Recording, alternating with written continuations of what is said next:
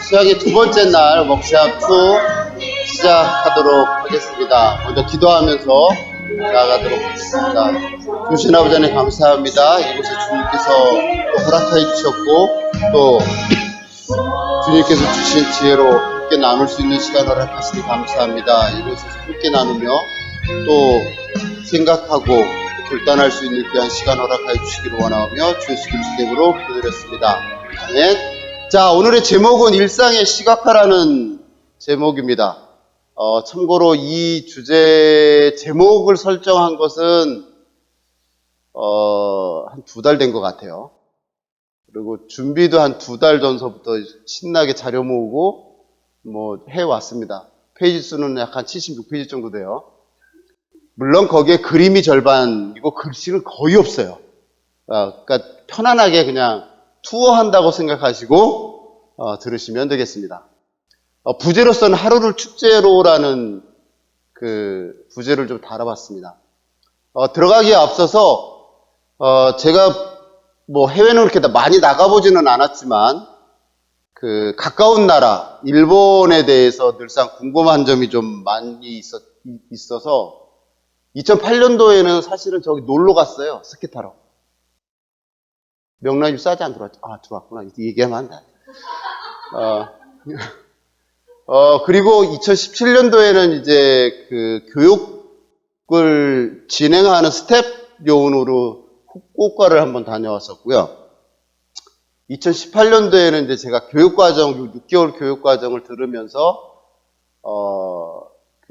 오사카 중심, 저쪽에 있는 그 가운데를 한 2박 3일 정도 이제 보면서 나름 생각했던 부분이 뭐가 있었냐면, 일본이란 나라가,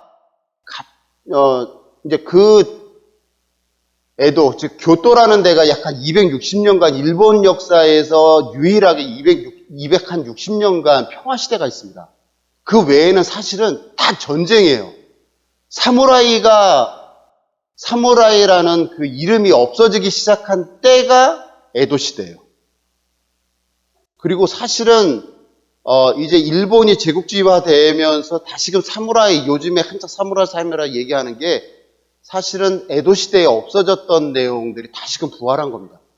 그리고 일본이라는 나라가 지금 수도는 교토지만 실질적으로 문화가 융성하게 된 데는 이 교토입니다. 교토. 오사카 나라에 있는 여기가 사실은 일본이 그 국가로서 발생지하게 됐던 중심 국가예요. 그래서 워낙에 여기에 유적지도 많고요. 볼거리는 사실은 도쿄보다는 훨씬 낫습니다. 도쿄 가시는 분 어디 가셨을까? 자나? 너 앞자리 있기로 하지 않았어? 그래서 제가 이야기했습니다. 너 교토 가느니, 교토를 갔어야지 도쿄를 왜 가니? 라고 했습니다. 260년간 평화시대 그 정원이 워낙에 잘 돼 있고요. 해서 그런 모습들을 보고 이 나라가 왜 갑자기 왜 전쟁국가로 260년이면 세대로 따지면 약 한 9세대, 약 한 세대가 30년 정도를 보기 때문에 9세대가 지나게 되면 사실 전쟁이라는 그런 생각들이 다 지워질 수밖에 없는 나라가 급작스럽게 전쟁국가로 바뀝니다. 사실은 제국주의라고 해서 영국이나 미국이나 독일 여러 나라들, 서양의 주로 서양 중심의 제국주의가 일본이 막차를 타게 된 거예요. 동양에서는 막차를 탔어요. 근데 그 제국주의가 그 전의 삶에 있어서에는 완전 게임 체인지입니다. 그 나라에서 부를 창출했던 것이 식민지화하면서 부가 재생산이 돼버려요. 그러면서 부강하게 되죠. 이 나라가 왜 갑자기? 그래서 실은 그 260년간의 평화시대에 있었던 일본이 왜 갑자기 이렇게 변했을까라고 해서 나름 사실은 전쟁사를 중심으로 해서 동아시아 근대사를 개인적으로는 공부를 하고 있어요. 그래서 지금 한 5년 돼 가고 있네요. 근데 아직까지는 결론은 안 쓰지만 대략적으로는 조금은 좀 보여지고 있습니다. 왜냐하면 이 동아시아 쪽의 중심 국가가 누구죠? 동아시아에, 그러니까 쉽게 얘기하자면은 18세기 이전까지의 이 동아시아의 중심 국가. 자, 일본 가시는 분 손 번쩍 들고. 자, 동아시아의 중심 국가 어디? 그렇지. 중국이 영국의 아편 전쟁으로 인해서 패한 사실을 일본이 목도하면서 그들이 알고 있었던 중심 국가의 위상이 무너져요. 중국이 이 정도야? 한번 우리도 한번 해볼까? 라고 생각했던 데가 일본입니다. 모든 역사가 현대사라는 이야기를 하는데 실은 성경도 현대사죠. 실질적이고 지금이고. 그래서 저 역사 공부를 할 때는 꼭 저 말을 기억하면서 공부를 하고 있습니다.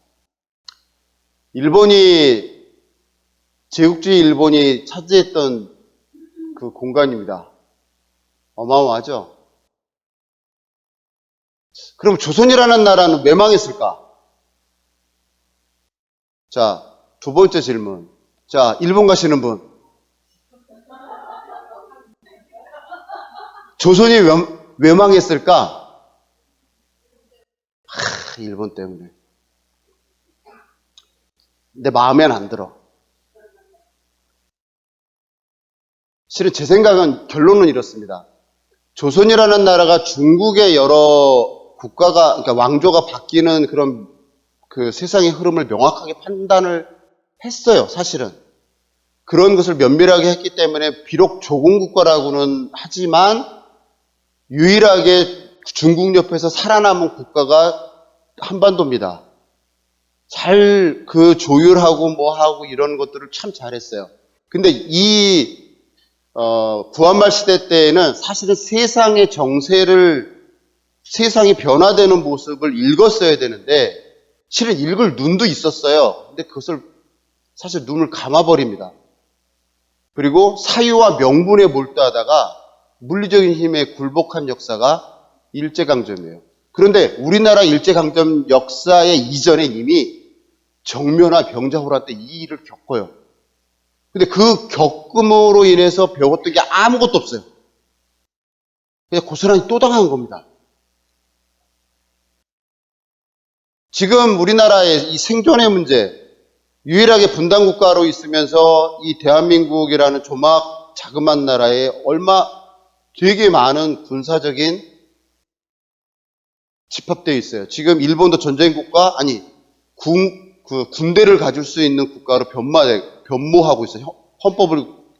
평화헌법을 개정하면서까지 이제 전쟁이 가능한 나라로 변화하려고 좀 하고 있고, 미국이 이걸 동조하고 있는 상황입니다. 대한민국이 저 가운데 있어요.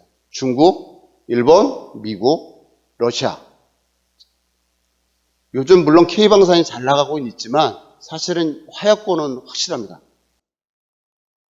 여전히 우리나라는 이념전쟁과 패권전쟁 그 사이에 지금 사실은 끼어 있죠. 요즘 최근에 우리가 무역수지가 지금 안 좋아진 이유가 뭐냐면 중국한테 얻어야 될 그 무역수지 흑자가 상쇄되면서 이게 벌어진 문제예요. 이것이 정치냐, 국익이냐, 그 사이에서 사실 논쟁이 있습니다. 또 여러분이 현재 좀 쓰고 있는 석유, 또 입고 있는 피복, 모든 것이 원유에서 나오는데 그 원유 통로가 사실은 대한해협이 아니라 대만과 중국 사이 해협이에요. 왜 우리가 저 멀리 소말리아 근처까지 가서 군함을 보내가지고 이런 걸 할까요? 안전하게 에너지를 확보하기 위한 사항 때문에 그렇습니다. 그래서 전 세계는 사실 이 두 가지 전쟁에 몰두하고 있는 상태예요. 그동안 대한민국이 저 먼 나라까지 군함을 보내지 않았던 이유는 북한과 대치하고 있었던 이념 전쟁 때문에 사실 에너지 전쟁에서 회피하고 있었다가 노무현 정부 때 이게 바뀐 게 된 거죠. 더 이상 이제 북한은 이념 전쟁으로 맞설 상대가 아니다. 이제 에너지 판도도 바뀝니다. 여러분이 알고 있었던 지금까지의 나무,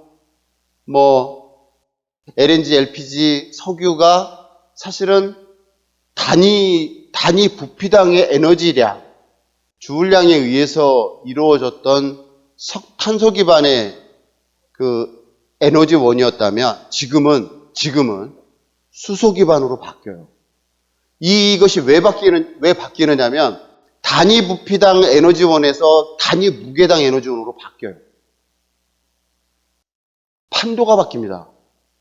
아까 제국주의 일본이 어쨌든 동아시아내에서 그렇게 막강한 전제국가로 변모할 수 있었던 건 뭐냐? 게임 체인지가 있었기 때문에 그래요. 실제로 이 에너지의 게임 체인지가 변하게 되면 세상이 어떻게 변할지 알 수 없습니다. 지금 우리나라에서 이 게임 체인지에 가까운 에너지원을 실험을 하고 있어요. 대전에서. 그게 뭐냐면 태양 융합로입니다. 지금 30초가 됐어요. 이게 500초 정도의 운용을 할 수 있는 기술이면 상용화가 가능하대요. 이게 만약에 상용화가 되는 순간에는 누가 제일 먼저 망할 것 같으세요? 지금 사회에서 사우디예요. 중동 국가 망합니다. 그리고 어제 그 이야기했던 가이아나도 망해요. 그럼 누가 흥할까요? 저런 기술을 갖고 있는 데가 흥합니다. 그러면 더 이상 우리나라는 만약에 저것이 상용화가 된다라면 우리나라는 더 이상 에너지 전쟁에 투입할 이유가 없어요. 이게 판도가 바뀌어요. 그러면 큰 국가가 작은 국가를 업신여겼던 그런 시대가 없어지게 돼요. 저런 무기들이 자꾸만 빠지게 되니까. 판도가 바뀌어요. 지금은 우리가 초시대라고 그래요. 이게 어디 회사의 그 로고입니다. 장로님, 어딜까요? 그렇죠. 초시대. 초시대가 생활이 되고, 저는 저 초자를 저 시간의 초로 생각합니다. 우리가 인간이 인식하고 감각적으로 느낄 수 있는 속도를 이미 벗어났어요. 그리고 이 혁신과 혁명이라는 이 단어 자체가 너무 이제는 쉽게 받아들여지기 때문에 일상화가 되어 있어서 늘상 경험하고 삽니다. 여러분들 사실은 지금 현재 우리 이은원 집사가 좋아하는 사진기 다 갖고 계시잖아요. 뭘로? 스마트폰으로. 전화 걸죠? 사진 찍죠? 메일 보내죠? 예약하죠? 은행 폰 다 하죠. 그런 시대에 살고 있습니다. 우리가 사는 시대? 제가 이제 직장 생활을 할 때 보면 대전 이남은 보통 1박 2일로 출장을 끊었어요. 그런데 지금은 1박 2일의 코스 나주를 갔다 오면 1박 2일로 끊으면 출장이 반려가 됩니다. 하루만 갔다 와. 꼭 굳이 이틀 정도까지? 실제로 김포공항에서 일본으로 점심 먹고 올 수 있어요. 가능합니다. 시간적으로. 그러다 보니까 이제 우리가 하루 단위 생활에서 시간 단위, 분 단위, 초 단위 생활로 자꾸만 상당히 스피드하게 넘어가고 있는 상황이 지금 우리가 살고 있는 시대라고 저는 평가합니다. 그런데 우리의 뇌는 어떨까? 갑자기 왜 전기를 전공했던 최장로가 뇌 얘기를 왜 할까? 뇌 얘기를 왜 할까요? 여러분들 이렇게 변화하는 시대 속에 우리의 뇌 구조는 원시인의 뇌 구조나 변한 게 없어요.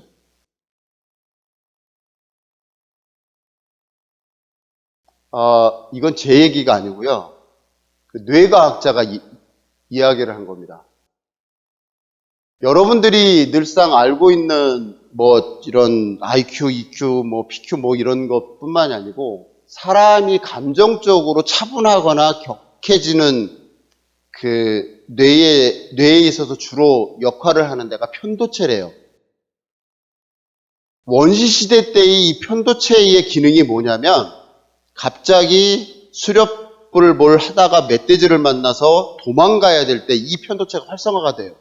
활성화가 되면 갑자기 근육이 이 사람이 가지고 있던 운동신경 능력 이상의 뛰어넘는 운동신경을 발휘해서 도망을 갑니다. 그 운동신경을 가게 되는 에너지에 소화기능, 면역기능, 모든 기능이 도망가는 기능으로 전이가 돼요. 그런데 현대사회는 어떨까요? 여러분들이 스트레스를 받는다는 거 실은 이 편도체에 문제가 있어요. 문제라기보다 편도체가 활성화가 됩니다. 스트레스 받으면 소화가 왜 안 될까요? 면역 기능이 왜 떨어져요? 이것 때문에 그래요.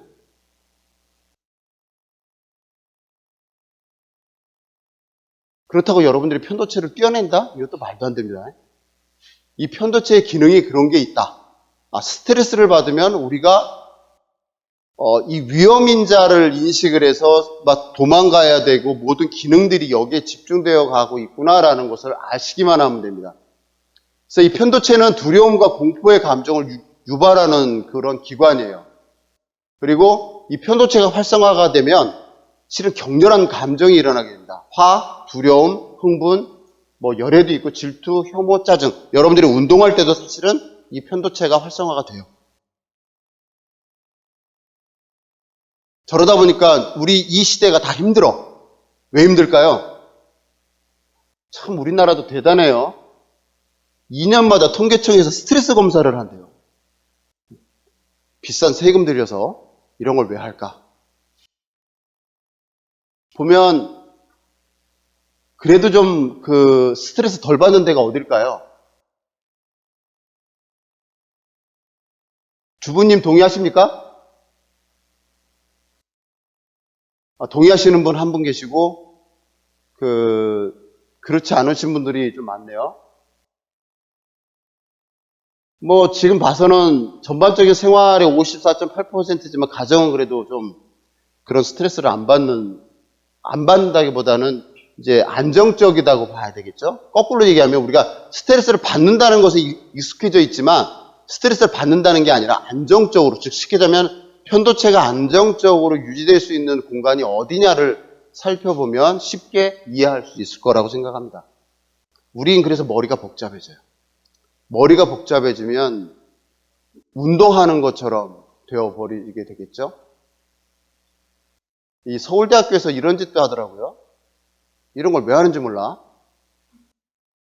행복지수를 얘기를 해요. 자, 누가 제일 불행해요? 자, 20대 손 들어보세요. 자, 불행하다고 느낍니까? 아닌데도 여기는 결과가 이래. 아닌데도 결과가 이래. 자, 거꾸로 60대 이상이 되신 분은 행복하십니까? 절반만 그러시다는 거예요, 지금. 이게 특히나 20대 여성인 경우가 이 행복지수가 좀 20대가 떨어진다고. 그러니까 그만큼 뭔가가 우리에게 주어지는 그러니까 이 불안정한 요소가 많다는 것으로 볼 수 있겠죠. 요일별로 스트레스 지수가 따로 또 있어요. 이런 걸 왜 하는지 모르겠어 나는. 조심. 거기 내려올 때 조심해야 돼. 자, 목요일이 좀 스트레스 지수가 높아요. 그러니까 직장 생활을 하면서 목요일 날이 그나마 자, 이제 주 4일째 근무를 하면은 저 지수가 어디로 변할까요? 네? 수요일로 변할 거예요. 자, 그 다음에 이제 퇴직을 하게 되면 어떻게 변할까요? 예? 없어요. 스트레스 받을 일이 없을 거예요. 정말 그럴까? 그럴 것 같지는 않아요. 자, 지역별로도 했어요. 얼마 전에 건강검진 때문에 세종시를 가보니까 진짜 살만하더라고요. 아주 깨끗하게 이쁘장하게 만들어 놨어요. 세종이라 그러는데 모르겠어요. 또, 자, 지역별로 안정지수, 즉 여기서 힘들면 해외 나가셔도 됩니다. 쉽지 않을 것 같긴 하지만. 자, 서울에 사시는 분 5.25로 제일 꼴찌입니다, 지금. 그래도 가평은 괜찮겠어요. 그죠?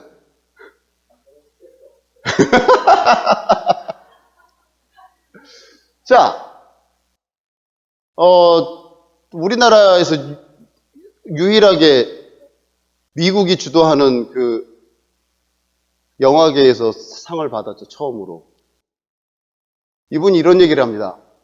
세상에 서러움 그 자체고 인생은 불공정, 불공평이야. 서러움이 있지 왜 없어? 그런데 그 서러움은 내가 극복해야 하는 것 아냐? 실은 이 배우는 생계형 배우예요. 늘상 이분이 이야기하는 것은 그 생계를 위해서 그 일을 했다고 하시는 분입니다. 그때 수상 소감도 그 얘기를 하죠.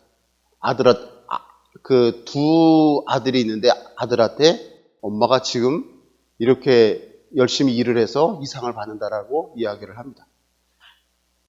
자, 이런 환경 속에서 우리가 하루라는 그 단일로 봤을 때 이 하루가 축제일까? 아니면 고통일까? 는 실은 여러분들이 어떻게 설정하느냐에 따라 달라집니다. 그래서 이 워크숍의 목적은 서두가 길었지만 누구나 인생은 처음이에요.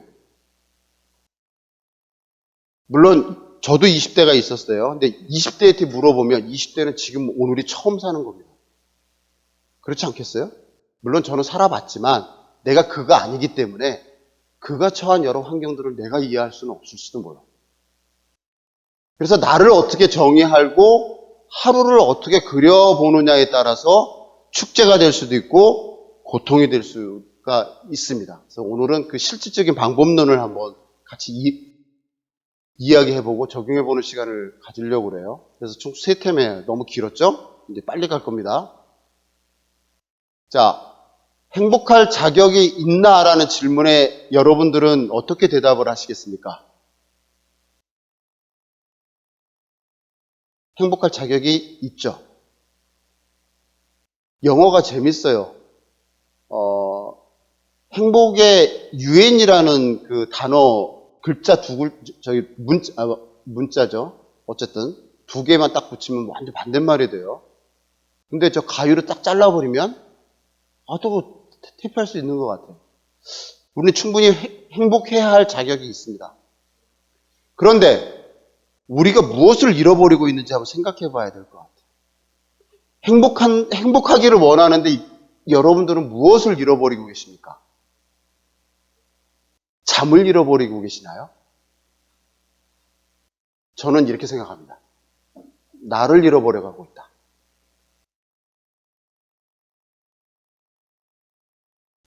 특히나 우리 그 주부라기보다는 이제 결혼하신 여성분들의 이름이 누구로 바뀌죠? 누구 엄마, 호찬이 엄마, 윤철이 엄마, 인태 엄마, 기타 등등 엄마로 바뀌어요. 이것이 다시금 본래의 이름으로 그 전환되는 시기가 언제일까요?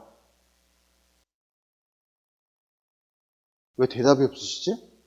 아직 그 소리를 못 들어요? 저는 불어합니다. 명남미 권사라고 불어요. 오늘 아침에 낯 뜨거운 일이 식당에 서 있었어요. 갑자기. 웃는 사람만 알아. 이제 저는 앞으로 이제 수양회에 와서 일찍 식당에 안 가도록, 특히나 누가 거기에서 일을 하게 되면 조심하도록 하겠습니다. 나를 잃어버려 가고 있어요.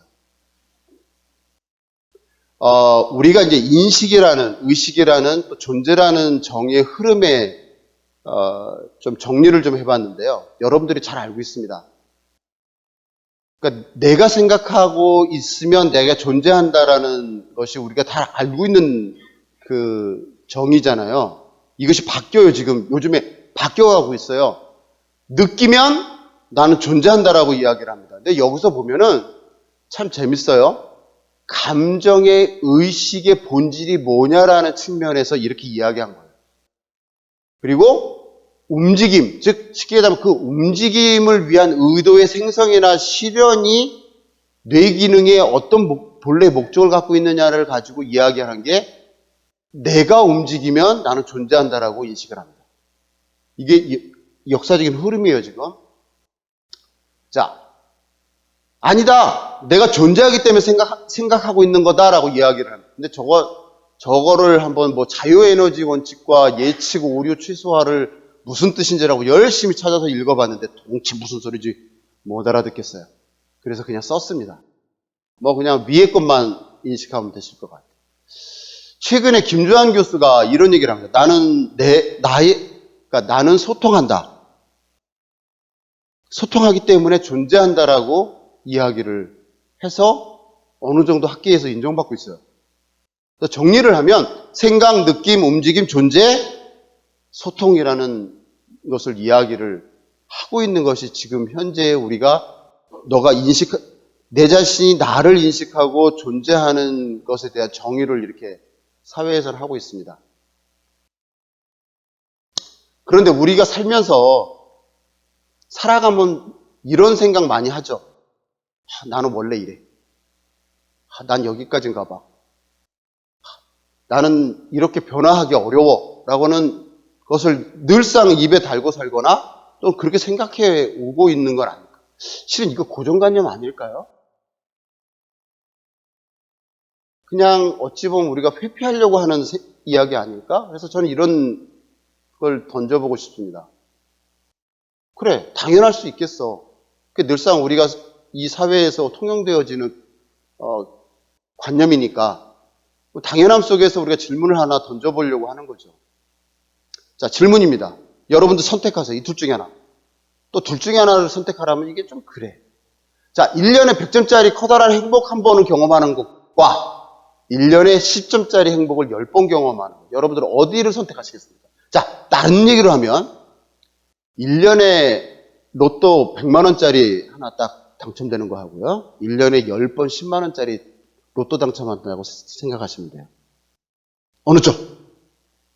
자, 1번. 자, 그래. 나는 한 방이야. 그렇지. 역시 한 방이야. 인생은 한 방. 자, 2번.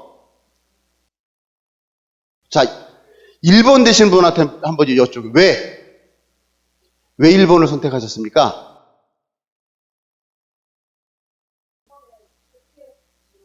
인생은 한 방이니까? 야, 역시 100점짜리야. 자, 그러면 10번 하신다는 생각, 타신 분들은? 소소한 행복. 여기서 우리가 놓치지 말아야 될 게 하나 있습니다. 제가 이 질문을 한 의도가 있겠죠? 뭘 얘기하고 싶을까 하는 거예요. 빈도입니다. 빈도예요. 즉, 내가 행복하다라고 생각하는 것의 경험 지수가 계속 늘어나는 빈도가 늘어나면 늘어날수록 행복해져요. 그런데 가끔 한 방씩 팡팡 터지는 거는 이벤트잖아요. 이것은 기억 속에는 살아있을지 모르겠지만 행복감을 많이 주지 못한다고 합니다. 여러분들 실은 로또 당첨 1등 된 사람들이 왜 대부분이 거의 85% 내지 90%가 전의 삶보다 못할까요? 이건 영국의 통계 자료로 나와 있는 사람. 왜 못할까요? 그렇게 몇십억 막 이렇게 들어와서 인생 역전 됐는데 왜? 빈도가 없기 때문에 그래요. 예를 들어서 그 몇십억짜리가 한 10번 정도 터지면 그렇게 안 살걸? 그렇게 살겠어요? 안 살죠. 자, 그럼에도 불구하고 한 번은 터져주기를 바라는 마음은 없지 않아 있겠죠. 네. 그래서 변화가 뭐냐면 이거예요. 우리가 지금까지 생각했던 고정관념은 뭐냐면 행복한 것은 전반적인 만족도 평균으로 처리를 한대요. 나 이만 정도면 행복한 것 같아. 근데 불행은 구체적인 사례가 나한테 누구 때문에 이렇고 내가 이때 실수해서 이렇고 그래서 불행하다고 생각한대. 이것을 전환하는 겁니다. 변화를 하는 게 뭐냐면 행복은 구체적인 사건이에요. 빈도 얘기했죠. 아까 말씀하신 것처럼 그래 나 이번에 이거 한번 이런 좋은 일이 있었어. 구체적인 사례를 계속 머릿속으로 기억하는 거예요.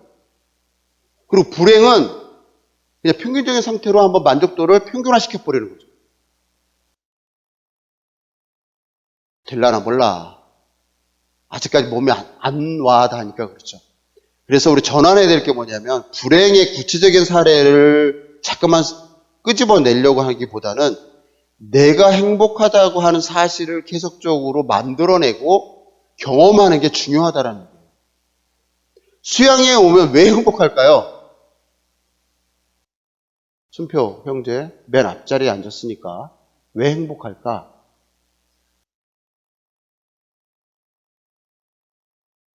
편하지 뭐. 힘들기도 하겠지만 준비하는 것도 많고. 근데 어쨌든 푸근하고 좋을 것 같아요. 그러니까 여기 계속 오죠? 그렇죠. 그게 중요한 겁니다. 어? 이게 뭐니 해도 너무 해주는 게 이게 좋아.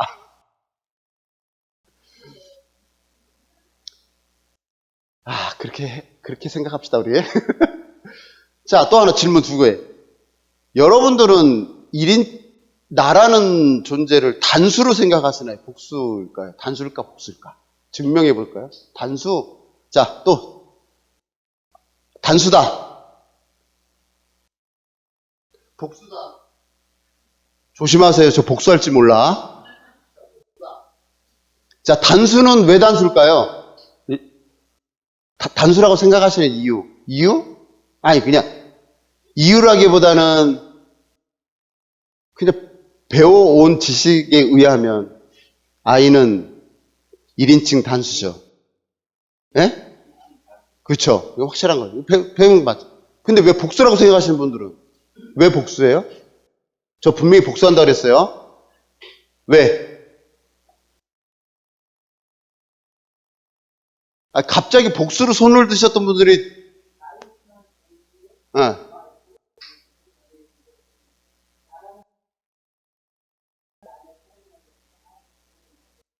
역할론이 있기 때문에, 그럴 수도 있겠다.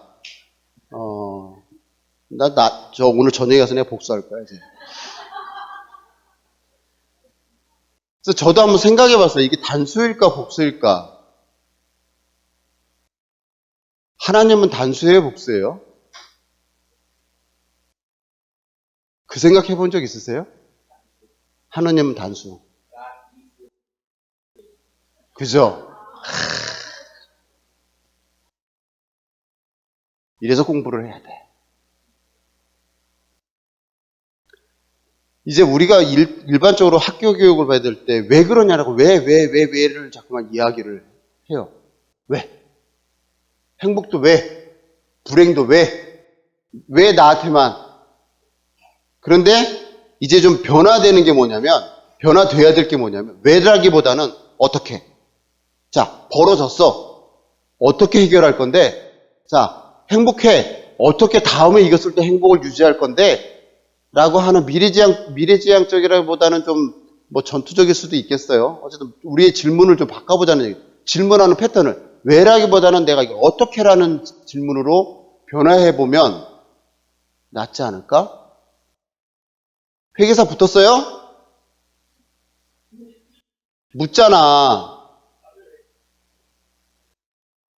어떻게 붙었어요? 공부 열심히 했으니까 붙었겠지.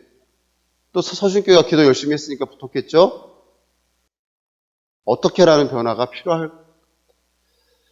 우리가 잃어버린 거 다시금 이야기합니다. 내가 잃어버리다. 저는 생각은 이래요. 우리는 복수 개념으로 좀 생각을 해봐야 될 필요성이 있다. 근데 영어의 is의 뜻이 뭐예요? 장로님. 네. 그죠? 뭔가가 행동하고 결과가 나오게 되고 내가 뭐 어떠한 존재로서의 의미를 이야기를 하고 있을 때. 그래서 제가 사실은 좀 뜬금없지만 영어는 잘 모르지만 저 I의 S를 한번 붙여봤어요. 띄면 저렇게 되지만 붙이면 행동하는 자로 바뀌게 되는. 참 영어가 재밌으면서도 좀 묘한 매력도 좀 있습니다. 자, 왜 제가 나를 복수로 생각하느냐를 좀 설명을 드리려고 합니다. 여러분들이 가지고 있는 생각과 다를 수는 있지만 강요하는 건 아니에요. 이거 제가 쓴 얘기 아닙니다. 우리는 두 개의 자아를 가지고 있대요. 두 개의 자아. 하나는 뭐냐면 경험자, 현재 이 순간에 최 장로의 워크숍을 듣고 있는 경험을 체험하고 있는 경험자예요. 그리고 여러분들이 기억하고 있는 여러 과거의 현상들을 기억자라고 합니다. 이해되셨어요? 경험자와 기억자. 경험하고 경험했던 것을 기억하는 게 경험자가 아니고요. 지금 이 시간에 내가 체험하고 있는 것이 경험자고 그 체험됐던 과거의 일들을 기억하고 있는 게 기억자입니다. 근데 자가 하나가 더 있어요. 더 있대요. 저도 발견 못했지만 있대요. 그게 뭐냐면 배경자입니다. 이 배경자는 경험자와 기억자가 어떻게 동작하는지를 저 뒤쪽에서 저 깊은 곳에서 보고 있다라는 얘기예요. 우리가 이것을 인식을 잘 할 수도 있고 못할 수도 있대요.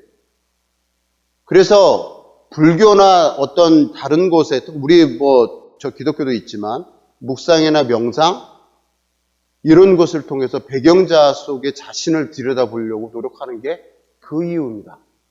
근데 이 배경자를 보려면 편도체가 활성화돼서는 안 돼요.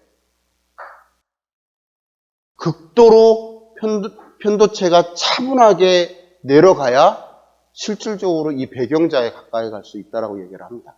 그래서 나는 복수다. 왜? 내가 알고 있는 자아가 두 개, 또 이것을 컨트롤하고 보고 뭐 해주는 배경자가 있다라는 얘기죠. 자, 질문입니다. 그리스도인의 존재에 대한 정의를 한번 해볼까요? 갑자기 뜬금없지만 누구한테 질문을 할까요? 저랑 눈을 마주치려고 노력하지 않으실 겁니다, 다들. 이 정도의 그 논점이라면은 제가 보기에는 딱 대답할 수 있는 사람은 이윤원 집사밖에 없어요. 대신 짧게 해야 됩니다. 2줄 이상 지나가는 것을 용납할 수가 없어요. 한 줄. 땡. 역시 길게 시간을 줬으면 충분히 대답할 수 있었을 텐데 줄이지 못하는 줄이는 것에 대한 갑자기 줄이는 거 얘기하니까 목사님께서 예전에 서신성사하고 날 때 주제 토론하게 되면 그때 당시 최 형제 집사 있을 때는 좀 많이 줄여라. 뭐 이렇게 그냥 격가지가 많냐. 늘상 말씀하셨던 것이 기억나요. 그래서 제가 우리 교회에서 배웠던 것을 나름 이렇게 한번 정의를 해봤습니다. 주어가 되시는 하나님과 나의 내면 깊은 곳에서 소통하는 나는 존재한다. 그런데 여기서의 그 소통 또는 존재를 좀 키워드를 몇 가지를 제가 축출한 건 아니지만 뇌과학자가 이야기한 것이 뭐냐면 용서, 연민, 사랑은 사실은 신의 영역이래요. 우리가 인간의 영역으로 생각하는 건 오해일 수 있는데 이게 신의 영역이고 실은 인간의 영역은 수용과 감사와 존중이랍니다. 동의하십니까? 그래서 이게 어떤 뜻인가를 한번 좀 보려고 해요. 잠시 쉬는 건 아니지만 실제로 요즘 최근에 이 한전에서 뿐만 아니라 우리나라 전반적으로 다 그렇지만 안전의 문제에 대해서 정말 심각하죠. 근데 어느 한 분이 좀 상당히 유명 강사가 말씀하신 건데 내가 지키는 것들이 나를 지켜준답니다.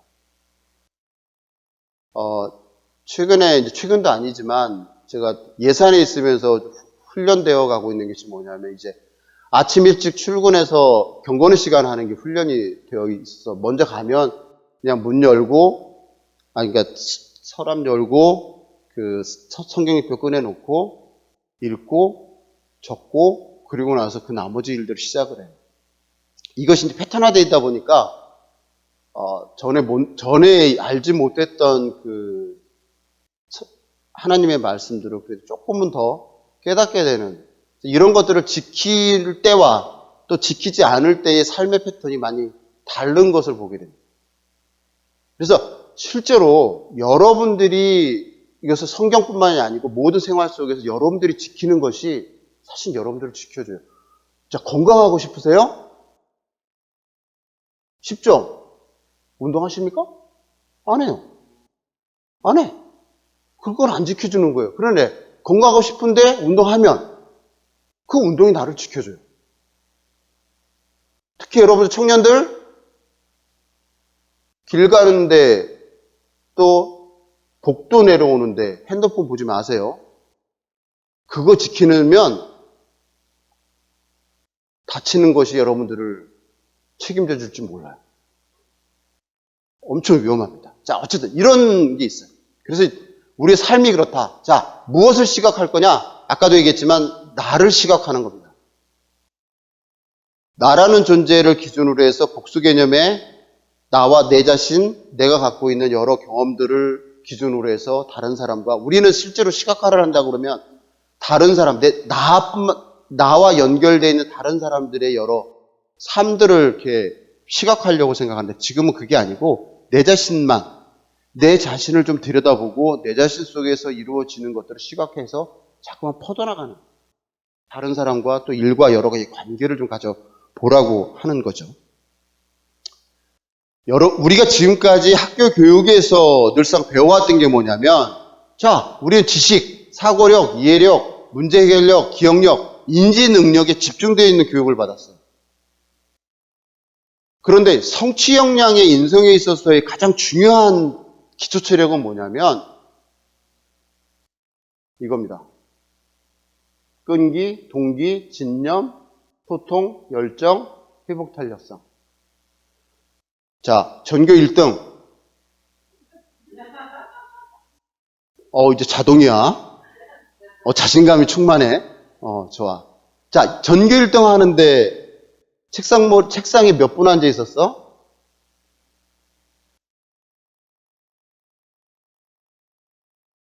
9시간? 하루에? 굉장합니다. 예전에 전교 1등 하신 분은 몇 시간 앉아 계셨습니까?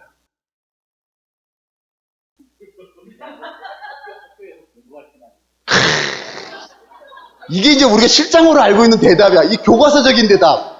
교과서만 봤어요. 뭐 이런 거죠. 네?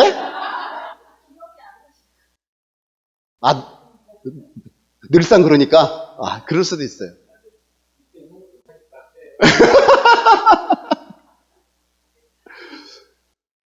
이거는 이제 일반적으로 서울대 교수나 서울대 들어갔던 사람들의 공통적인 얘기가 뭐냐면 서울대 오려면 엉덩이가 무거워야 된다는 게 기본이래요. 그 얘기는 뭐냐면 앉아있는 시간이 많으면 많을수록 할 수 있는 역량이 커진다는 얘기예요. 그게 뭐겠어요? 앉아있을 수 있다는 게. 지식이겠어요? 아니에요. 끈기와 열정과 소통과 집념이 있기 때문에 가능한 겁니다. 이 기초체력이 중요하다는 얘기예요. 그래서 우리가 중도에 포기하려고 할 때 언능, 내가 좀 이런 기초체력이 약한가? 그래서 기초체력은 계속 키워나가는 수밖에 없어요. 자, 이제 아까 전에 얘기했던 하나님의 영역과 그 인간의 영역에 대한 이 정의를 조금 논해보려고 하는데 왜? 누구를 위해서? 나를 찾기 위해서 그렇습니다. 용서의 개념이 뭘까요? 저거는 답이 아닐 수도 있어요. 자, 영순 집사님, 나의 눈을 피하려고 하지 마. 용서라는 단어의 정의, 그러니까 영순 집사님이 생각하고 있는 용서의 개념을 한다면 정답은 없어요. 제가 말씀드려요. 정답은 없어요. 용서가 뭘까? 자, 그냥 좀 쉽게 생각해서 용서는 과거형, 현재형, 자, 1번 과거형, 2번 현재형, 3번 미래형. 자, 답 고르세요. 4번은 없어요. 네?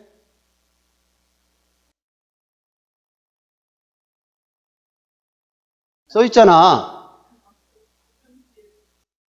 써 있다고. 그렇지. 서화가 낮다. 우리가 생각하는 용서는 어찌 보면 과거형일지도 몰라요. 내가 지금 과거에 지었던 죄 이런 것으로 생각할 수 있지만 하나님의 시각에서는 아니란 얘기예요. 이 얘기입니다. 과거에 집착하거나 얽매이기보다 앞으로 내다보고 미래를 향해 나가면서 다 내어주는 것. 실은 우리가 기도하면서 회개하고 하는 것이 어찌 보면 과거의 일에 대한 회개일 수도 있겠지만 미래에 좀 더 나아가기 위해서 하나님께서 허락하신 게 용서가 아닐까. 그런 생각을 좀 해보게 되고요. 연민이 있어요. 연민은 아픔에 공감하는 것이라고 이야기를 합니다. 나 자신을 전적으로 받아들일 수 있는 사람, 궁극적으로 나 자신밖에 없다라는 얘기예요. 아무리 옆에서 소통을 하고 아무리 옆에서 이야기를 하는 것은 위로가 될지 모르겠지만 실제로 그것을 극복할 수 있는 사람은 은지 집사님, 누구? 나 자신밖에 없어요. 그래서 강해야 돼요. 기초 체력이 튼튼해야 됩니다. 있는 모습대로 그냥 가는 거예요. 제가 이 얘기를 하는 이유를 제가 말씀드릴게요. 자, 사랑은 뭐라고? 자, 도쿄. 사랑은 뭐? 주는 거. 저거 잘 들어. 주는 거야.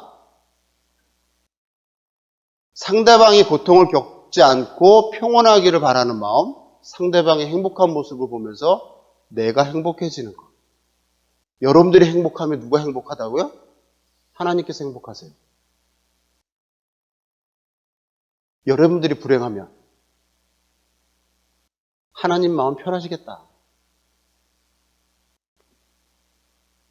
수용이 있습니다. 이제 이건 인간의 영역이겠죠? 내 삶에 펼쳐지는 어떠한 사건에 대해서도 저항하지 않고 있는 그대로 받아들이면. 이 얘기는 뭐냐면 이미 현 시점으로 봤을 때 과거에 일어나는 것에 얽매여서 현재와 미래를 소진할 필요 없이 그냥 그대로 받아들이라는 얘기예요. 이게 수용이에요. 집착하지 말라는 겁니다. 그거 한순간에 내가 선택을 잘못해서 어긋난 거 계속 생각한다고 그 어긋남이 바뀌질 않습니다. 그것을 받아들이고 개선하면 돼요. 감사합니다. 자, 숭실대 전상가. 감사가 뭐야? 내가 저럴 줄 알았어. 자, 의도를 내려놓는다는 게 뭘까요? 이 질문할 줄은 몰랐지. 쉽게 얘기하자면 의도가 없다라는 건 뭐냐면 뭔가를 바라지 않고 그냥 감사해. 그래서 이것이 어찌 보면 나의 긍정일 뿐만 아니라 다른 사람의 단점과 뭔가를 저도 아직 이게 고쳐지질 않긴 하지만 그냥 내 자신을 긍정한다면 그도 긍정해 주는 거죠. 아마 도쿄 잘 갔다 올 거예요. 걱정하지 마세요. 그래서 누구 덕분에 일어났다고 생각하는 거죠. 실은 오늘 어제도 그랬지만 좀 놀랐어요. 어제 그 고기가 엄청 맛있었죠. 누구 수고 때문에 그렇겠습니까? 그 구체적으로 얘기하면 행복은 구체성이에요. 구체적인 왜? 그렇죠. 오늘 오징어 덮밥 칼질 기가 막힐 겁니다. 하는데 예술이야.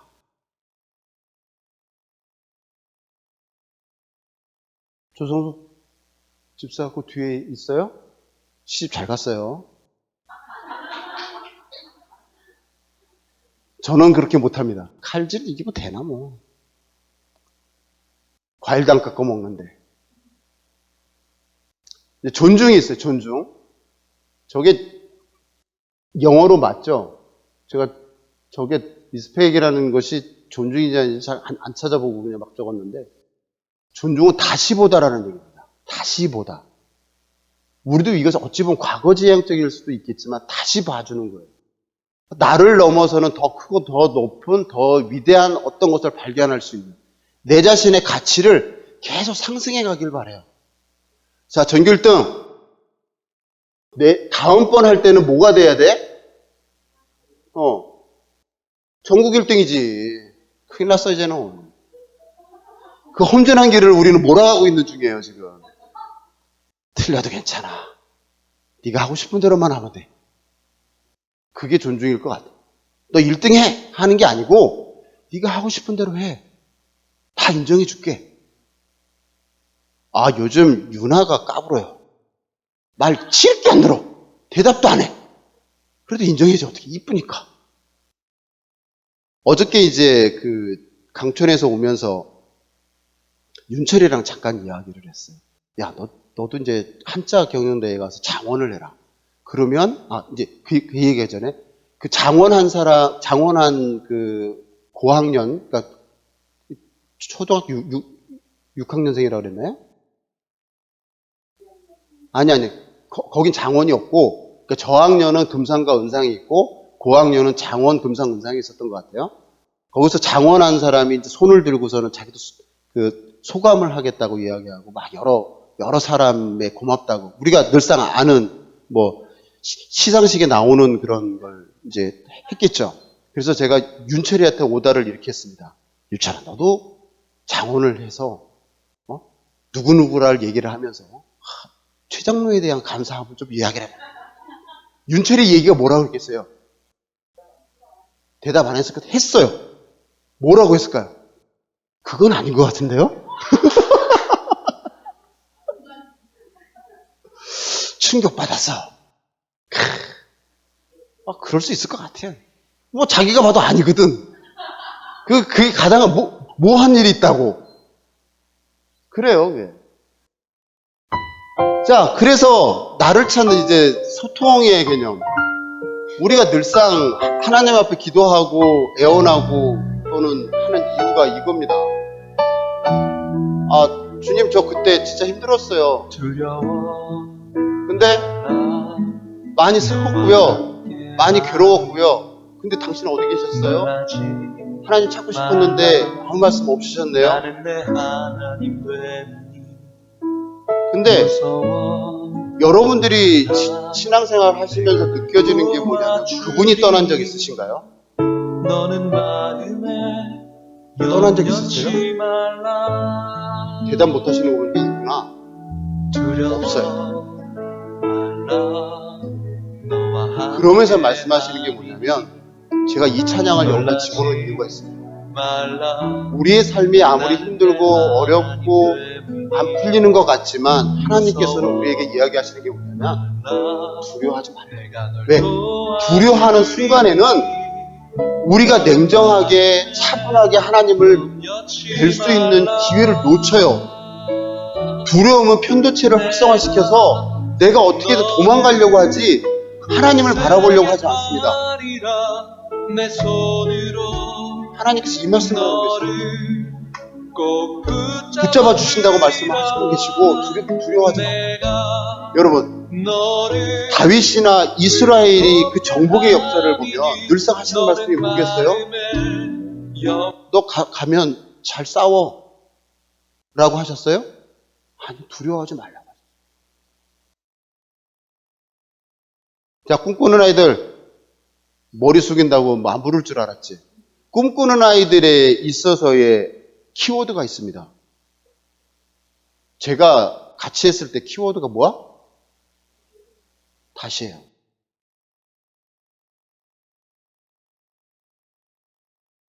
실은 우리 두려워할 수 있어요. 두려워할 수 있지만 그 두려움이 우리 그 문제를 해결해 주지 않아요. 두려움은 대개 그 문제를 더 꼬이게 만들고 더 어렵게 만들어요. 그냥 믿음으로 맡겨보는 거예요. 다시 한번 맡겨보는 거예요. 주께서 저렇게 말해요. 소망이 있냐? 제가 아까 전에 하나님은 복수냐 단수냐고 말씀하실 때 이 얘기를 하고 싶었습니다. 성부, 성자, 성령. 거기 계셨던 하나님, 또 우리와 함께 하셨던 하나님. 마지막에 뭐예요? 왜 대답이 없어요? 눈을 마주쳤기 때문에. 뒤돌아본다고 아무도 없어요. 성령님을 우리는 어떻게 표현하죠?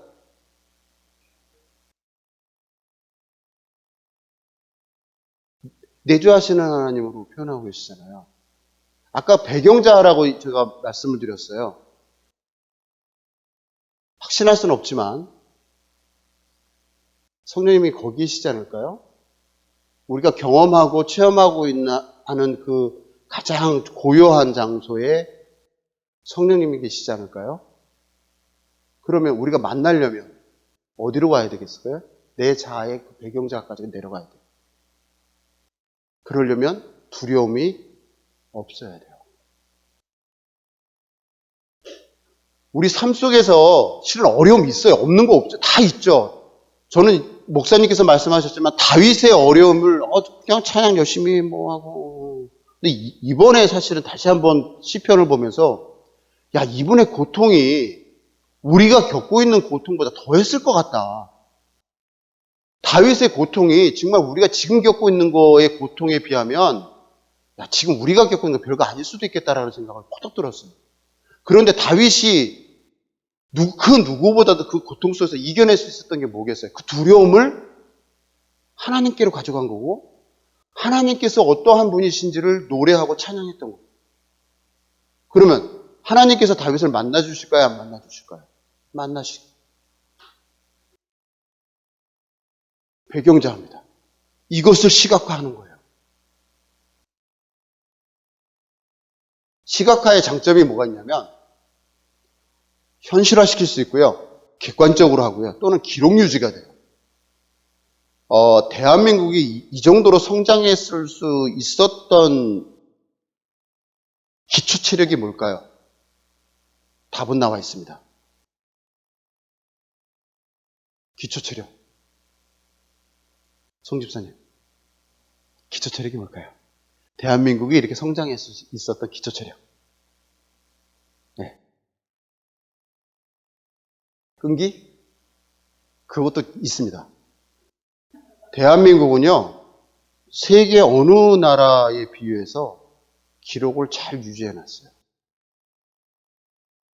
어마무시합니다. 우리가 몰랐던 기록의 나라예요. 뭘 쓸 게 그렇게 많은지 엄청 써댔어요. 여러분들의 역사 속에도 저 기록 유지를 하게 되면 어떤 일이 있었을까요? 내가 하나님을 언제 만났지? 내가 이런 어려움 속에서 어떤 걸 경험하고 이겨냈지? 라고 하는 것을 그 기록을 통해서 다시금 되새길 수 있는 게 아닐까.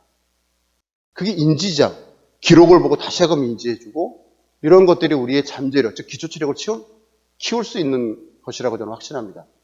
자, 도구가 있어요. 여러분들 이걸 그냥 아무렇게 하라고 하는 게 아니라 한번 이런 도구를 한번 써보고 해보자고 하는 겁니다. 해야 할 이유가 있어요. 삶은 항상 지금 여기에요. 과거가 아니고 미래도 아니고 지금 여기. 제가 이게 오래 바뀌었습니다. 중요한 그 건으로 인해서 삶에 항상 지금 내일은 보장된 게 없어요. 이미 어제는 지나갔고 내일은 보장된 게 없고 그렇다면 지금 여기서 내가 어떻게 행동하고 어떻게 결정하고 어떻게 선택할 거냐. 과거나 미래는 사실은 경험자가 만들어내는 이야기입니다. 여러분들 스스로가 일어나지도 않은 일을 자꾸만 재생산을 해내요. 근데 그게 아니라는 얘기죠. 그래서 돌파구가 뭐냐면 실행입니다. 실행. 이제 is, 나의 복수. 진짜 이거 잘못 얘기하면 진짜 복수한다는 생각이 할 수 있는데 그건 아니고 내가 이제 나 하나가 아닌 최소 3개, 3명의 자아가 실행할 실행력이 뭐냐면 여러분들이 나와 있는 것처럼 잘 알 수 있는 자기의 생각을 실제로 행동하는 능력이 실행력입니다. 자기의 생각을 실행하는 실질적인 능력. 생각만 많이 해보세요. 뭐가 돼요? 다리에 근육만 빠져요. 근데 실제로 움직이면 근력이 생기고 체력이 생깁니다. 이제 나를 찾으려면 아는 것이 힘이 아닙니다. 이제는 아는 것이 힘인 시대에 지났어요. 이제 뭐냐면 실행하는 것이 힘입니다. 목사님 밭에 가면 저는 이렇게 표현합니다. 지뢰밭이다. 왜? 밟지 마소, 밟지 마소, 밟지 마소. 와, 생각해보세요. 딱 가서 뭔가 좀 해드리고 싶어서 갔는데, 이건 내가 보기엔 다 풀이야. 근데 딱 밟았으면, 그거는 뭔데 밟지 마소 하면, 이제 알아야죠. 아는 것도 모르지만, 거기 어쨌든 간에 실행을 해. 물론 밟았으니까 밟지 마소라고 하셨겠지만. 이제는 알고 있는 것에서 행동하는 것으로 변화돼야 돼요. 작은 것이라도 그래요. 그래서 무엇이 중요한데, 저는 이제 충청도 사람인데, 나주에서 1년 6개월, 한 1년 9개월 근무했다는 거, 이제 전라도 말을, 저거를 좀 구성지게 얘기하면 어떻게 읽어요?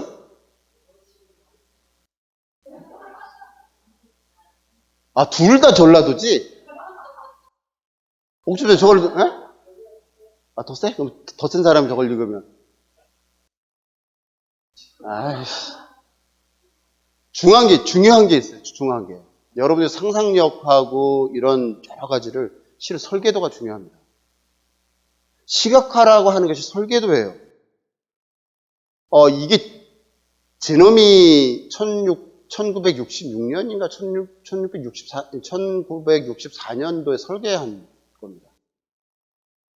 제가 이 그림을 왜 띄워놨냐면 저기에 연료전지가 들어가요. 제가 태어나기도 전에. 실제로 최초 수소 연료전지 차가 있었습니다. 기술의 현실화를 시켰어요. 근데 저 설계도만 남았어요. 저건 가상일 것이라고 얘기를 했는데 실질적으로 GM 창고에서 저걸 발견합니다. 있었던 거예요. 저걸 1966년도 10월에 개발을 했는데 없어져 설계도만 남아있다가 실질적으로 창고에서 저 벤을 찾아서 지금 전시해놓고 있습니다. 설계도가 그래서 중요해요. 이건 이제 하나의 예인데 수소비전이라고 해서 수소경제사회가 2050년도에 어떻게 발전할 것인지 2017년도에 다보스 포럼, 스위스에 있는 다보스 포럼에서 이것을 정책적으로 현실화를 시킵니다. 저 사회가 갈까요, 안 갈까요? 저 분명히 설계도예요. 저것도 하나의 설계도예요. 이렇게 몇 년도에 뭐가 되고 뭐가 됐고 뭐가 될 것이다 일어나지도 않는 일을 쭉 기술의 발전 속도를 감안을 해서 씁니다. 일어날까? 제가 살아있는 동안에 일어날까요? 지금 가능성도 있겠네요. 45년이면 뭐 건강하게 살면 그때까지 볼 수 있을지도 모르겠네. 아니면 뭐 어쩌고요. 지금 수소 연료전지 가지고 우리나라도 지금 현대에서 자동차 나와서 쓰고 있죠. 가능합니다. 아까 에너지 판도가 바뀐다고 하는 것이 이런 부분이에요. 사회가 저런 설계도 때문에 바뀌어요. 하나의 툴이 있어요. 여러분들 이런 설계도 저렇게 정확하게 모든 글자를 다 파악해서 쓰라고 하는 게 아닙니다. 종이 위에 내 자신 성령님의 음성과 나의 내면의 생각을 그리고 수정하고 확인하는 툴이 있어요. 여러분들 잘 알고 있는 겁니다. 뭘까요? 은진, 자매, 뭘까요? 저거. 대답해 보세요. 뭘까요? 이거 해봤어요? 기억이 안 나는 것 같아. 학교 떠난 지 오래됐구나. 자, 소율이, 이거 해봤어? 어때? 재밌어? 재미없어? 재미없어. 왜 재미없어? 왜 재미없어?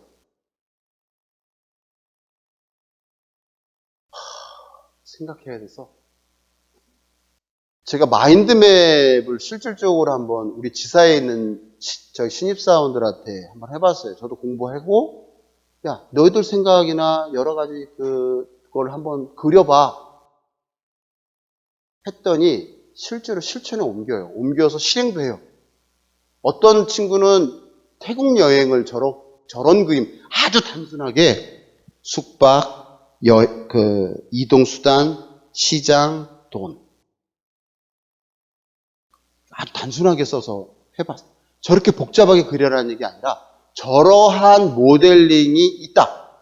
특징과 어떤 글씨가 안 보이지만 뭐 접근하는 방법, 핵심이 뭐고 문제점이 뭘까라고 생각해보고 계속적으로 그리고 빼고 하는 거예요. 저것도 마인드맵이에요? 그냥 중요한 게 있어요. 소율아, 왜 마인드맵이 재미없을까? 아까 생각해야 되기 때문에 그렇다고 하는데 왜 재미없을까? 그렇죠. 또 하나 있어요. 중요한 거 여기 답이 나와 있는데 맨 윗줄에 비교 때문에 그래요. 근데 마인드맵은 비교할 필요가 없어요. 비교하지 말아요. 내 얘기인데 다른 사람 이야기를 비교해서 뭐 하려고? 거기서 뭘 얻어? 비교하지 마. 타인과 비교하지 말고 그림 실력 중요치 않습니다. 완벽하는 거 필요 없어요. 시도했다면 그것만으로도 족합니다. 이것도 이렇게 그리라고 하는 게 아니에요. 뭐 이런 사례도 있고요. 뭐 공부하는 과정에서도 이런 식으로 정리하는 사람도 있더라고요. 이건 누군지 모르겠지만 샘플링을 하다 보니까 너무 복잡해. 여성 같습니다. 문장보다 단어 중심으로 핵심 단어, 이미지. 저렇게 그리면 좋겠지만 너무 힘들어. 그래서 저도 한번 그려봤어요. 잘하고 싶고 배우고 싶어서.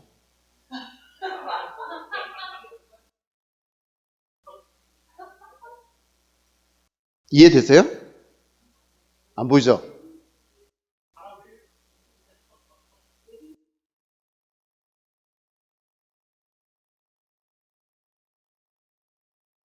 배드민턴 공, 이름하여 전문 용어로 셔틀콕. 나의 신체 능력, 장점도 있고 단점도 있고. 아, 눈이 안 보여. 눈도 나쁘지. 하체도 부실하지. 뭐 그나마 조금 있다는 게 좀 어깨나 좀 있고 뭐 운동신경이 좀 있는 거 외웠고. 뭐 경험을 해봤나? 뭐 코로나 전에 동네에서 뭐 가족들이랑 찌끔 친 거. 예산에서 회사 직원들하고 한 일주일에 한 번 친 거. 뭐 12월 달에 작년 12월에 뭐 클럽에 가입한 거, 뭐 레슨 받고 있는 거, 그거 뭐 그 정도. 그래서 계획을 세워봤어요. 이제 내가 잘 안 되는 것도 있지만 제가 제일 계획 세운 것 중에 하나가 뭐냐면 초심 대회에 나가서 1승을 한번 해보자. 지난번에 지역대회 한번 나갔다 2패하고 왔어요. 2패하고 왔어요. 그리고 또 명람권사가 이야기한 게 있습니다. 대회는 나가지 말지. 그래서 지역대회도 딱 한번 허락받고 2패하고 왔어요. 제가 보기엔 저 1승은 무연합니다. 지금 계속 유혹은 들어오는데 나는 우리 집사람하고 약속한 게 있기 때문에 어렵다. 실은 어제도 대회가 있었어요. 수양회 때문에 못 오고 또 7월 말에도 있어요. 그때는 또 주일까지 연결돼 있어서 못해. 그래서 최근에 이제 뭐 방법론을 어떻게 할까 연습도 해보고 유튜브도 유튜브 좋더만요. 유튜브 보고 뭐 이런 거 좀 해보고 뭐 게임도 여러 가지 해보고 제가 실질적으로 게임을 이제 클럽에서 쳐보면 처음에 10점 내기가 10점 득점하기가 어려워요. 보통 25점이면 이제 한 세트로 한 게임이 끝나는데 최근에는 지더라도 한 20점은 내요. 그리고 초기에는 1승 9패. 제가 지역대회 2패할 때는 3승 7패. 요즘은 반반 정도는 합니다. 제가 저 수양에 오기 전에 지난주 화요일 날 이제 그 클럽에서 이제 조를 짜가지고 리그전을 하는데 2등 했어요. 승률 7승 3패. 괜찮지 않아요? 이렇게 그려서 늘 이제 가끔 보면 내가 뭘 하고 있고 뭘 하지 않는지를 시각적으로 볼 수 있는 장점이 있더라고요. 근데 생각만 하면 잃어버리고 내가 무엇을 했는지 자꾸만 혼돈될 수 있는 것들이 개선할 수 있는 여지가 있고. 여러분들이 경건의 시간 하는 상황을 저렇게 표현할 수 있습니다. 저렇게 잘 그리라는 얘기가 아니에요. 이렇게도 해요. 그러니까 다양하게 써먹을 수가 있어요. 복잡하게 막 글을 쓸 필요 없이. 그리고 또 하나 뭐냐, 성경은 삶에 대한 로드맵을 이야기합니다. 그렇지 않아요? 성경은 하나님께서 그 로드맵을 다 그려놓으신 것에 가고 있잖아요. 그러니까 여러분들도 일상을 이런 로드맵을 그려보자는 얘기예요. 툴이 있어요. 이거요, 우리 지금 이 사회에서도 마인드맵이라고 공짜 프로그램들이 많고요. 뭐 앱도 있고요. 좀 쉽게 접근할 수 있는 가장 그래도 괜찮은 툴 중에 하나입니다. 머릿속에 있는 것들을 자꾸 써보는 거예요. 이 찬양의 그 신청자가 누군지 아십니까? 손을 한번 번쩍 한번 들어보시죠.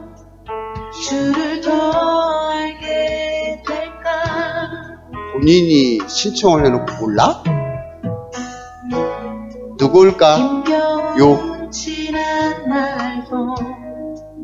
두려운 내일도 이 제목 아시죠? 성선사모님께서 이것을 신청하셨죠. 이유 있어요. 제가 이번에 우리 서신교회의 23년도 수양의 찬양곡을 한 4번, 5번을 풀로 들으면서 생각했던 게 뭐냐면 참 어려움이 많구나. 그럼에도 불구하고 여전히 하나님을 보고 그 속에서 해결하려고 꾸준 애를 쓰고 있구나라는 게 느껴지게 됩니다. 근데 저는 소망을 봐요. 하나님께서 과연 가만히 계실까요? 어떠한 방법이든 어떠한 실존 상황이든 이루어질 걸 믿습니다. 왜요? 신실하신 주님과 동행하기 때문에. 중간에 끌게요. 왜냐하면 이 찬양이 좀 길더라고요, 좀. 그래서 그 한 장의 종이 위에 주제에 대해서 스토리텔링을 하는 겁니다. 주제에 대해서 또 뒷받침하고 있는 거. 여백도 스토리고요. 또 자국도 스토리예요. 내가 지운 자국. 왜? 내 역사이기 때문에. 그래서 그 한 장에 한눈에 보이기를 정리를 하는 습관을 들여지거나 한번 적용해 보시면 하루 일상의 삶이 요만치면 달라질 거라고 저는 확신합니다. 이것이 역사의 기록입니다. 나의 생각의 과정, 성장의 과정, 시간과 생각과 정성이 담겨진 과정, 이것이 나를 위한 하나님의 역사 기록물이에요. 그래서 방법론은 이래요. 듣고, 걸러내고, 작성하고, 또 보고, 자극받고, 기억해내고, 행동하는 겁니다. 계획서 많이 쓰시지 않으신가요? 계획서를 복잡하게 정형화시켜서 많은 데이터를 가지려고 하지 마시고 정말 내 생각을 한번 그냥 그리듯이 낙서하듯이 한번 그려보라고 추천드리고 싶습니다. 무엇을? 여러분들의 기도를. 또 하나님의 말씀을 묵상한 그 묵상 내용을 삶 속에 적용해보라는 거예요. 여기서 실습을 하고 싶은데 제가 준비를 못했어요. 무엇을 준비를 했어요? 종이 A4 종지를 하나를 다 갖고 왔었어요. 못 갖고 왔어요. 이것은 숙제로 남겨두고요. 그래서 우리가 일상적으로 지금까지 학교 교육이나 저 사회의 기계론적 세계관에 접해져 있는 상황에서 정답만을 구하고 있는데 실은 인생은 정답으로만 해결될 수 있는 문제가 아닙니다. 그래서 하루가 인생의 축소판이라고 생각하고 살고 싶은 모습을 한번 하루 안에, 하루라는 범주 내에서 한번 그려보고는. 여러분들 난중일기 한번 읽어보셨어요? 원문 말고 원문을 직역한 난중일기요. 이곳은 읽어보셨구나. 아니요. 난중일기 읽어보신 분, 손. 이런. 두껍지도 않아요. 요만밖에 안 해. 페이지 수 따지면 아마 몇 페이지 안 될걸요? 제가 난중일 읽으면서 학을 뗐다고 좀 이렇게 표현하기 좀 그렇지만 좀 실망했어요. 13전 전승을 하신 이수신 장군의 난중일기가 어느 날은 활을 몇 척을 쐈다. 끝. 어느 날은 누가 술을 갖고 와서 먹고 기분이 좋았다. 잤다. 이게 무슨 내용이야? 그 다음날 활을 몇 척을 쐈다. 잘 안 맞았다. 이게 이러한 일기가 실제로 조선의 운명을 가를 수 있는 13번의 전쟁을 이끌었던 장수의 일기라고 생각해 보실까요? 저는 그 이면을 봤어요. 보고 싶었던 게 뭐냐면 이분이 얼마나 고통스러웠으면 얼마나 고뇌가 심했으면 활을 쏘면서 활 쏜 내용만 썼을까?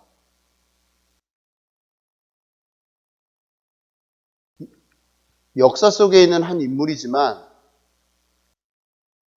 아마 현대인으로 치면 이분은 그 두려움과 고통 속에서 정말 배경자의 가장 깊은 곳에서 음성을 듣고자 했지 않았을까라는, 그것이 일기로 표현되지 않았을까라는 저는 추측을 해봅니다. 이제 여러분들 내에서 여러분들의 하루의 삶을 고통스럽지만 힘겹지만 풀리지 않는 듯하지만 그려보세요. 활 10척을 쏜다는 표현이라 할지라도 하나님께서 만나주실 줄 믿습니다. 제가 이 슬라이드를 준비하면서 감동이 됐던 게 이 성경 구절이에요. 물론 이것을 작성했을 때의 묵상, 그때 교본의 시간에 있었던 글귀예요. 저기 성경의 말씀입니다. 여호와는 나의 빛이요 나의 구원이시니 내가 누구를 두려워하리요? 여호와는 내 생명의 능력이시니 내가 누구를 무서워하리요? 내가 여호와께 바라는 한 가지 일 그것을 구하리니 곧 내가 내 평생에 여호와의 집에 살면서 여호와의 아름다움을 바라보며 그의 성전에서 사모하는 그것이라. 내가 산자들의 땅에서 여호와의 선하심을 보게 될 줄 확실히 믿었도다. 너는 여호와를 기다릴지어다. 강하고 담대하며 여호와를 기다릴지어다. 위로받았어요.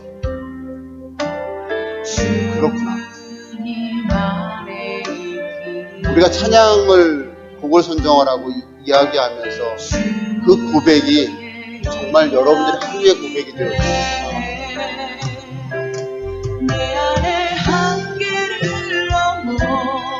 이 찬양이 여러분들의 찬양이 되어요. 한계? 아니요. 내 생각의 한계일 뿐이에요. 나의 한계는 누가 정해요? 하나님께서 정하십니다. 저는 그렇게 믿고 싶고 그렇게 살고 싶습니다.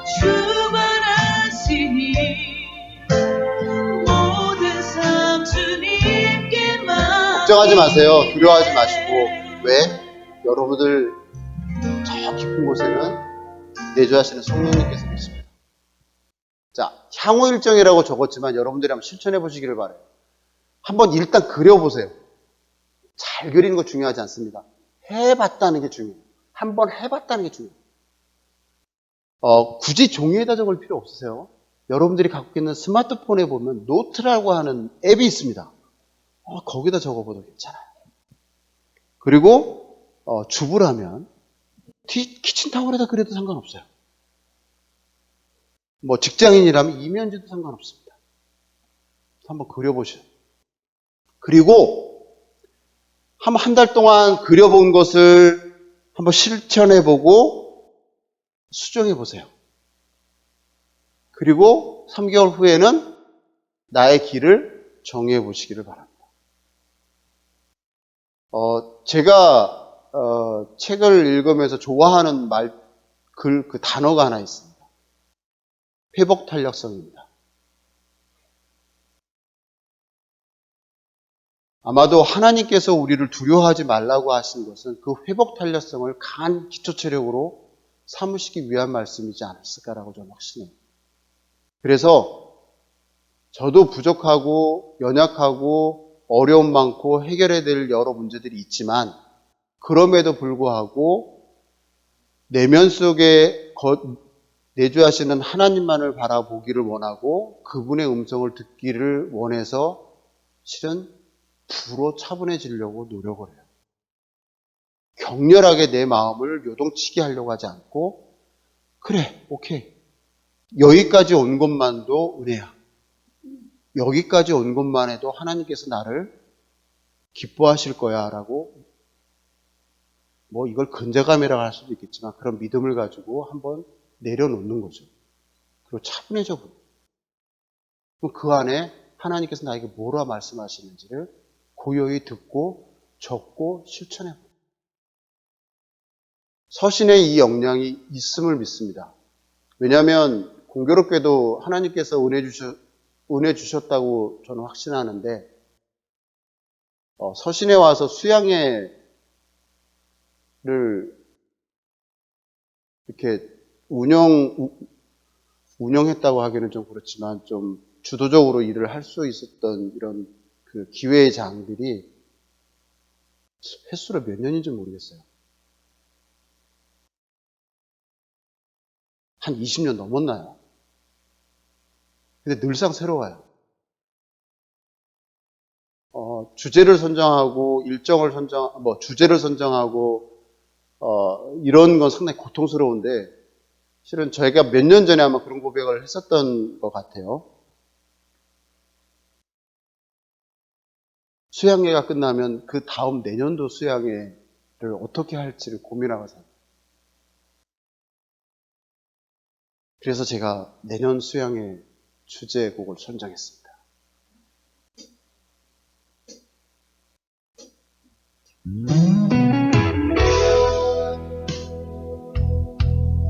들어보세요.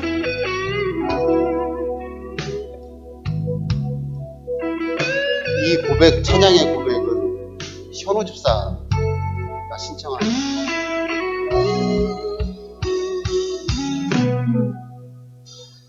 오늘 원하는 축복 조금 더 키워줄까요? 예수로 살기 원하네. 내 모습 속에 예수님의 흔적이 보이기를 원하네. 나는 곧 사라지고 예수만 남기 원하네. 나를 위해 피 흘리신 십자가 보혈의 그 사랑이 나의 영혼에 그의 보혈이 나의 소리에 그의 사랑이 나의 손짓에 그의 영광이 영원토록 예수가 보이네.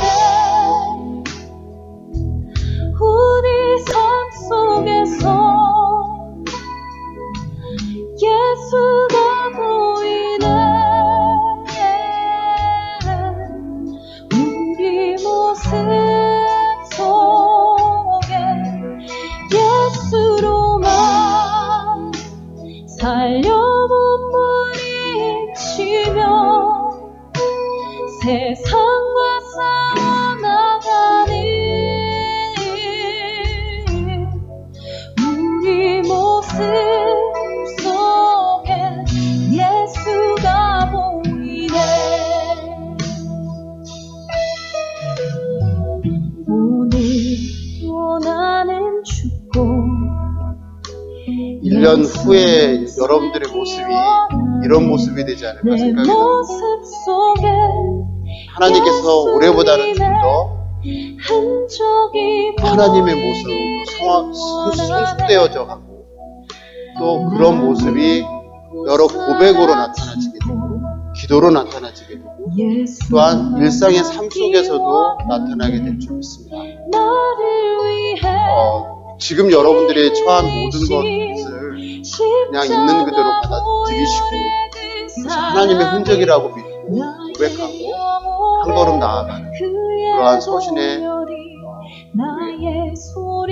소망의 가족들이 되어지기를 원해요. 그래서 어제보다 1mm 더 나은 나를 발견할 수 위한 그리고 그러한 행동만 있다면 우리는 늘상 하나님께 더 가까이 가고 있습니다.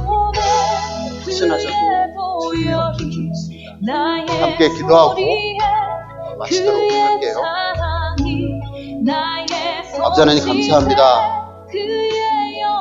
서신이 좀 더 주님 보시기에 성숙해 가고 성화되어져 가고 예수 그리스도를 닮아갈 수 있도록 공간과 환경과 마음과 믿음과 결단을 허락하시니 감사합니다. 이제 또 1년의 삶 속에서 주님께서 보여주시는 그런 삶을 능히 이겨내며 그 한계를 극복하며 또 우리 자아의 가장 깊은 곳에 내주하시는 하나님과 소통하며 또 주님께 영광과 존귀 또 위대하신 주를 찬양하는 서신으로 성장해 갈 수 있도록 은혜 베풀어 주시고 또한 축복하여 주시옵소서. 주님께서 이곳에 함께 하시고 또 각자의 마음속에 거하시니 이루어질 줄 믿습니다. 주님 홀로 영광과 존귀를 받아 주시옵소서. 감사와 찬양을 드리며 주 예수 그리스도 이름으로 기도드렸습니다. 아멘.